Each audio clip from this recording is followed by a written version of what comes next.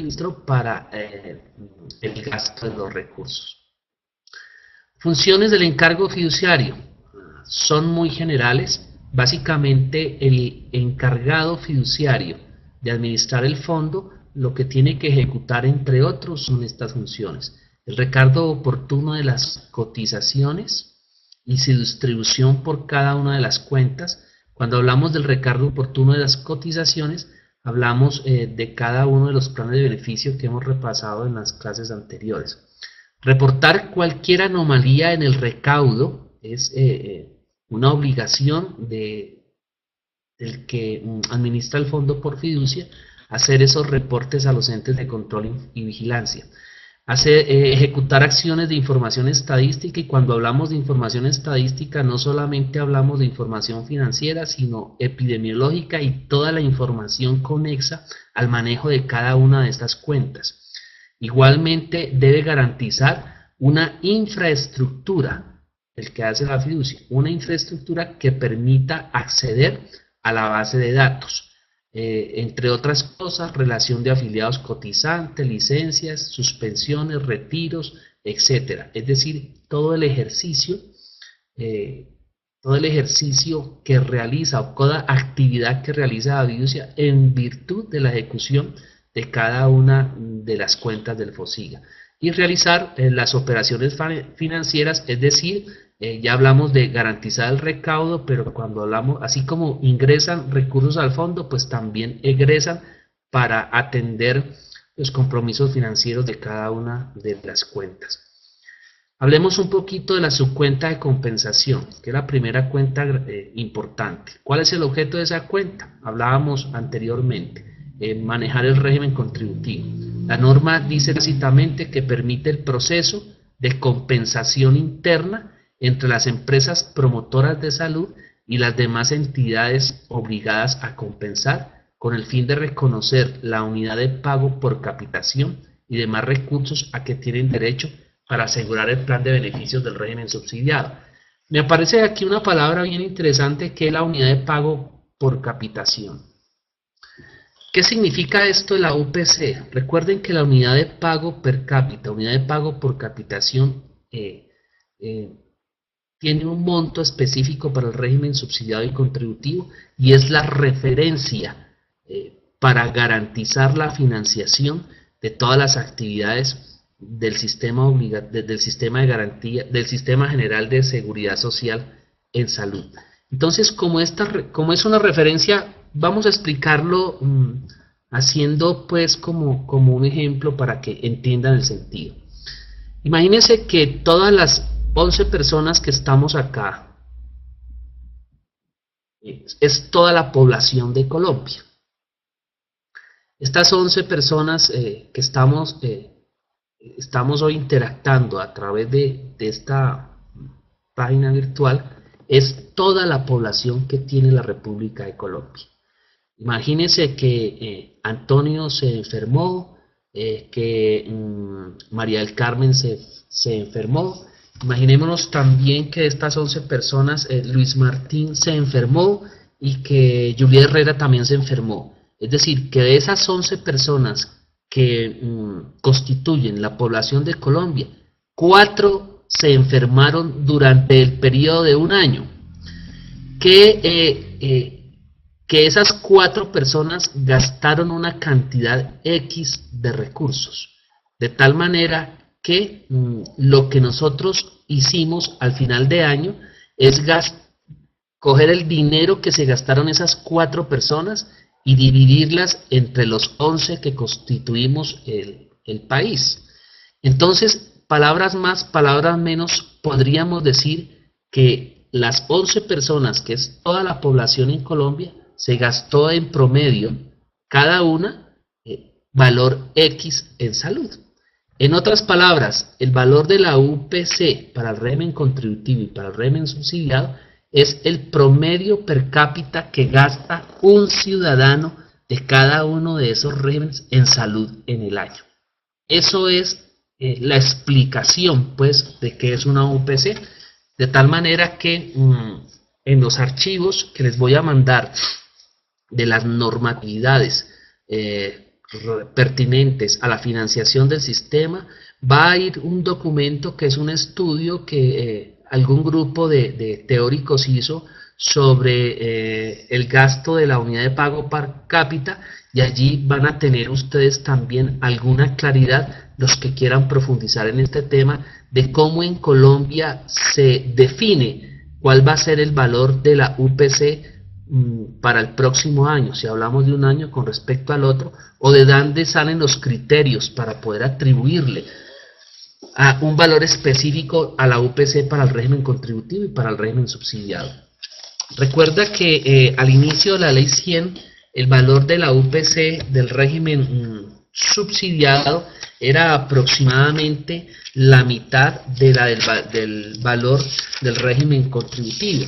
Obviamente, con las nuevas inclusiones que han hecho al plan obligatorio de salud, esto ha ido modificándose de tal manera que hasta la fecha de hoy, básicamente el valor de la UPC del régimen subsidiado es más o menos entre un 70 y un 75%. Creo yo que la del régimen contributivo, esperamos que a partir del mes de julio, como dijo la ministra, no haya pues régimen subsidiado, por lo tanto el valor de ambas UPC deben ser iguales. Por otro lado, los que han leído el acuerdo 30 del Consejo Nacional del Consejo de Regulación en Salud, donde están estipulados los valores de la UPC para la vigencia del año 2012, van a encontrar también que así como hay una UPC para el régimen contributivo y otra UPC para el régimen subsidiado, hay una UPC adicional para ciertas regiones dentro del país. Regiones que por sus condiciones y características geográficas de accesibilidad y de violencia social, les han reconocido una UPC específica especial, al igual que para algunas capitales del país. Lo que les puedo contribuir con respecto a la UPC es que la UPC para el régimen contributivo que está vigente para el año 2012 es de 547.639.20 y para el régimen subsidiado es de 352.339.20. Esto con las últimas ajustes que hizo el Consejo de Regulación en Salud. De tal manera que ese ajuste para vigencia para el año 2012 es el acuerdo 30, que me imagino que es importante también que se los hagamos llegar a cada uno de ustedes. Entonces, estamos hablando de la cuenta de compensación que tiene este objeto, este objetivo, pues, permitir el proceso de compensación interna. Analicemos qué significa proceso de compensación. Y aquí está muy claro, mire, es el proceso mediante el cual se descuentan de las cotizaciones recaudadas íntegramente e identificadas plenamente por las EPS y demás entidades obligadas a compensar para cada periodo mensual por concepto de unidades de pago por capitación y UPC. En otras palabras, recuerden que los aportes al régimen contributivo y a regímenes especiales que se hacen en atención a los valores de la UPC vigente entran a las cuentas del FOSIGA.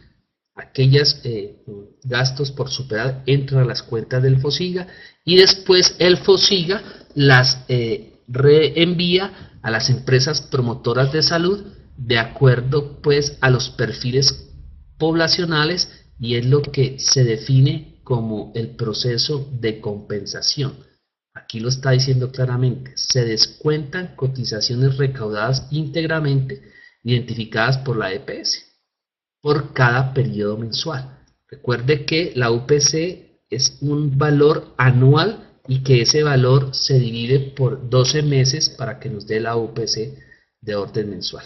Sin profundizar más en este tema, vamos a decir simplemente que los recursos de su cuenta de compensación pues son, entre otros, los siguientes: los recursos provenientes del recaudo de la cotización con y sin situación de fondos.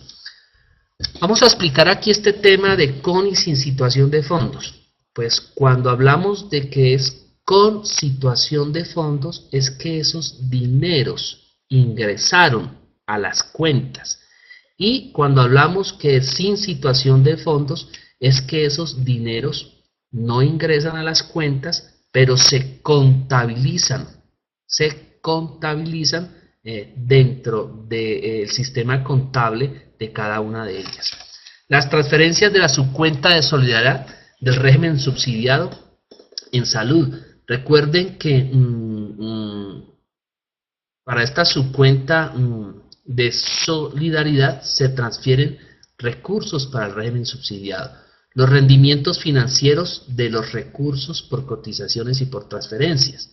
Los intereses de mora por pago de cotizaciones en forma extemporánea. Cuando uno se demora en pagar los respectivos aportes o cotizaciones al sistema, le cobran unos intereses. Esos intereses también van a esta cuenta. Las sanciones, multas o intereses moratorios a favor de la subcuenta.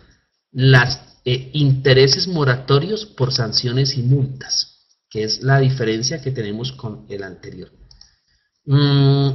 ¿Qué otros recursos entran a esta subcuenta? Los provenientes del pago que realizan los cotizantes dependientes, los recursos provenientes de aportes de afiliados de los regímenes de excepción también entran a esta subcuenta, los recursos de las cotizaciones correspondientes a los registros presentados y glosados en declaraciones de giro y compensación en el momento de hacer los aportes, los excedentes financieros de la subcuenta que se generan en cada vigencia. Obviamente recuerden que esto también tiene un presupuesto, y cuando hay excedentes en cada una de las cuentas de estos rublos, como lo dijimos en una diapositiva anterior, deben reingresar a esa cuenta específicamente.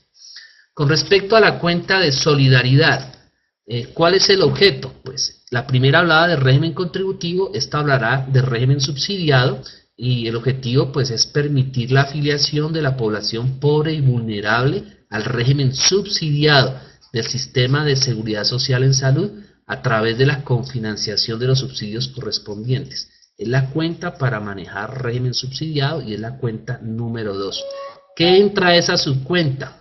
Pues el 1.5% de la cotización de solidaridad del régimen contributivo. Hablando de la cuenta anterior de régimen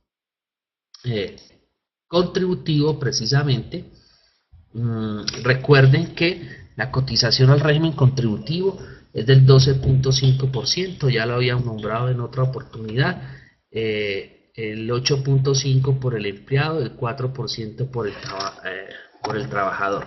Entonces, de esos 12.5 que entra al del régimen contributivo, el 1.5 se va para esta cuenta. Por eso sigue que el sistema solidario. Igualmente entra a esta cuenta el porcentaje de recursos recaudados por concepto del subsidio familiar que administran las cajas de compensación familiar. También entra un aporte del presupuesto nacional o paripaso. Vamos a explicar este tema de paripaso, que es bien interesante para que ustedes lo tengan claro. También les voy a anexar un artículo que salió en el periódico El Pulso, o El Pulpo, bueno, El Pulso creo que es, de tal manera que hacen comentarios sobre este paripaso. ¿Qué significa esto? Esto significa que a comienzos de la ley 100 del 93, el gobierno nacional dijo, por cada peso que aporte, la cotización de solidaridad, refiriéndome a este 0.5%, o por cada peso que pongan las cajas de compensación familiar, el gobierno pone un peso igual. A eso fue a comienzos de la ley 100 del año 93. Resulta que a medida que fue avanzando la ley 100, ese porcentaje fue disminuyendo. Después, más adelante, con una reforma dijeron, no puede el gobierno poner un peso. Por cada peso que ponga de solidaridad o de caja de compensación, el gobierno pone 50 centavos. Y así sucesivamente se fue disminuyendo este valor hasta que en la actualidad están colocando por cada peso que entra por solidaridad o por transferencia de subsidio familiar de las cajas de compensación familiar, el gobierno está colocando apenas 25 centavos. De tal manera que de esos criterios establecidos legalmente, de todas maneras el gobierno no ha cumplido con esos pagos, se ha retrasado. De tal manera que es una de las cosas también que han criticado al sistema. Yo les mandé un artículo para que los que quisieran leer y profundizar sobre el tema lo leyeran. Ese es el famoso par y paso. Yo pongo uno, el gobierno pone otro. De todas formas, lo importante es que ahora ellos ponen uno, el gobierno pone apenas 25 centavos. Los rendimientos financieros de estas tres cuentas, los recursos provenientes del impuesto de Cusiani y Copiagua, también van a la cuenta de régimen subsidiado. El impuesto por ventas de armas, el Indumil es la entidad de referencia que maneja el monopolio de las armas, es una entidad del Estado, de las fuerzas militares. Y las sanciones a todos los actores que participan en el régimen subsidiado, todas las sanciones entran a estas cuentas. Entonces, eso son las cuentas, los ingresos que entran o los recursos que ingresan a la subcuenta de solidaridad para financiar el régimen subsidiado. Pero yo traje acá otros recursos que no entran al FOSIGA, sino que se giran directamente a las alcaldías, a las entidades territoriales y que van a financiar también el régimen subsidiado. Entre esos, los recursos propios de las entidades territoriales. El departamento del municipio genera unos recursos propios. El sistema general de participaciones, las transferencias que se hacen por sistema general de participaciones, que como ustedes saben, estas transferencias están reguladas por la ley 715 y ya la hemos mencionado. Las regalías que reciben también algunos municipios y también departamentos, en el caso específico de Boyacá, la de explotación de carbón, en La Guajira también, las regalías por explotación de níquel por allá en Córdoba, etcétera. Las rentas cedidas por el monopolio de juegos de suerte y azar y ETESA. El ETSA ya no existe. Ahora estos recursos se giran directamente a departamentos y municipios. ETESA fue una entidad bien importante en algún tiempo. Recuerden que se liquidó y que estas rentas cedidas por monopolio de juegos de suerte y azar que recaudan directamente los municipios y departamentos, pues son ellos los que están haciendo ahora esto. Y los rendimientos financieros de recursos de balance de estas cuentas que manejan pues o que son giradas directamente a las entidades territoriales. Con eso les queda claro a manera de cultura con qué se está financiando el régimen contributivo y el régimen subsidiado. Tenemos pues la subcuenta de promoción en salud. Básicamente el objetivo son financiar actividades de educación, información y fomento de la salud y de prevención secundaria y terciaria de la enfermedad. Yo no sé si ustedes entienden el término de prevención primaria, secundaria y terciaria. De acuerdo con las prioridades que a tal efecto defina el Consejo de Regulación en Salud. De tal manera que básicamente ese es el objetivo. Y recuerden que estamos hablando de actividades de promoción y prevención secundaria y terciaria diferentes a las que están en los planes de beneficios del régimen contributivo y subsidiado, porque si analizamos las dos cuentas anteriores, en ambos planes de beneficios hay actividades específicas para promoción y prevención. De tal manera que los recursos de esta subcuenta es una cotización anual que está definida por el CRES, ¿sí? Que en ningún caso podrá ser superior a un punto de la cotización de los afiliados del régimen contributivo. Los pagos moderadores, de acuerdo a lo dispuesto por el CRES. La norma dice que algunos pagos moderadores de servicios específicos, si el CRES lo autorizan, pueden ir a la cuenta de promoción del FOSIGA. Recursos provenientes del impuesto social a los municiones y explosivos. Básicamente estos recursos que se recogen por este ítem tienen que ir a programas de promoción para la no violencia, el tabaquismo, bueno, lo que tiene que ver básicamente con prevenir actitudes, prevenir acciones o prevenir enfermedades, prevenir conductas violentas.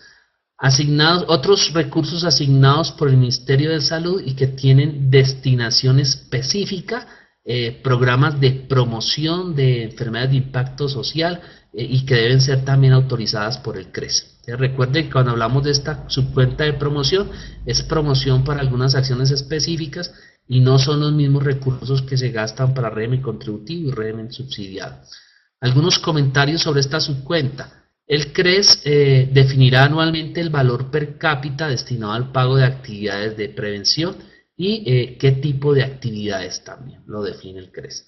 Las empresas promotoras de salud harán un cruce mensual de cuentas en las declaraciones de giro y compensación y girarán a la subcuenta de promoción dentro de los 5 días hábiles. Recuerden aquí en este punto que a todas aquellas actividades de promoción y prevención que contratan las empresas promotoras con las IPS, si las IPS no cumplen metas, esos valores son objetados. Esas objeciones, esos dineros que no reconocen las EPS y que definitivamente en todas partes están capitados, cuando ellos aceptan la glosa, esos dineros los deben recoger y restituirlos al Fondo de Solidaridad Garantía, a esta cuenta. Por eso hablan del cruce mensual de cuentas. Finalmente está la subcuenta seguros de riesgos catastróficos y accidentes de tránsito, que es un tema que nosotros analizamos, que el objeto de esa cuenta es garantizar la atención integral de las víctimas que han sufrido daño en su integridad física como consecuencia directa de los accidentes de tránsito o de eventos terroristas y catastróficos. Por lo tanto, los recursos de esta subcuenta pues son los recursos del FONSAT. Hablemos del FONSAT como ese fondo creado por el decreto 1032 del 91, y cuando hablamos del decreto 1032 del 91, hablamos del decreto que hizo que el seguro obligatorio de accidentes de tránsito fuera obligatorio para todos aquellos que eran dueños de vehículos. Entonces, también habló que las compañías aseguradoras que vendían ese tipo de seguros tendrían que manejarse a través de este fondo y básicamente este fondo es lo que hoy, los ingresos que llegan a este fondo es lo que hoy constituye esta subcuenta. Y una contribución equivalente al 50% del valor de la prima anual establecida para el SOAT, que es lo que transfieren las compañías a esta subcuenta, y los aportes presupuestales del Fondo de Solidaridad y Emergencia Social, que es un fondo que maneja específicamente la Presidencia de la República y al cual le asignan a algunos recursos. Entonces, básicamente ese es el tema que tiene que ver con el FOSIGA. Es un tema muy sencillo, es simplemente repasar las cuentas. Esas son las cuentas, son 4. Era para recordarles cómo se financiaban, y cuando hagamos pues el cierre, dale un minuto a Judith que está escribiendo.